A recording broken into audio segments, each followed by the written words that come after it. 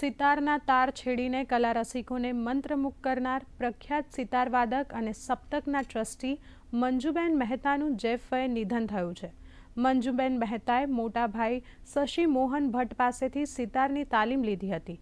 મંજુ મહેતાની કારકિર્દી પ્રભાવશાળી રહી હતી. તેમણે જોધપુર યુનિવર્સિટી અને અમદાવાદની દર્પણમાં શિક્ષક તરીકે ફરજ બજાવી હતી. તેમના નિધન ઉપર સમગ્ર કલા રસિકોએ શ્રદ્ધાંજલિ આપી રહ્યા છે. ત્યારે દૂરદર્શન પણ તેમને શ્રદ્ધાંજલિ આપી રહ્યું છે અને પ્રસ્તુત કરી રહ્યા છીએ દૂરદર્શન અમદાવાદના ડેપ્યુટી ડાયરેક્ટર સાથે તેમણે કરેલ સંવાદના અંશો. તો એ લોકો જ્યારે મારા મમ્મી વાત કરે, અમને તો આટલું યાદ ના હોય, 4 વર્ષના 5 વર્ષના હતા ત્યારે અમને લઈને બસ અને ટ્રેનમાં અલવર શીખવા જાય. પછી ત્યાંથી શીખીને અમને લોકોને નાના બચ્ચાઓ લઈને પાછા આવે.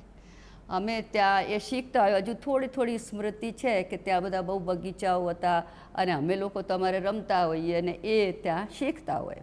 પછી પ્રથમ મહિલા જે મહારાજા સ્કૂલમાં સંગીત ટીચર બન્યા રાજસ્થાનમાં, અને એ પછી ભરતપુર કોલેજમાં લેક્ચરર બન્યા.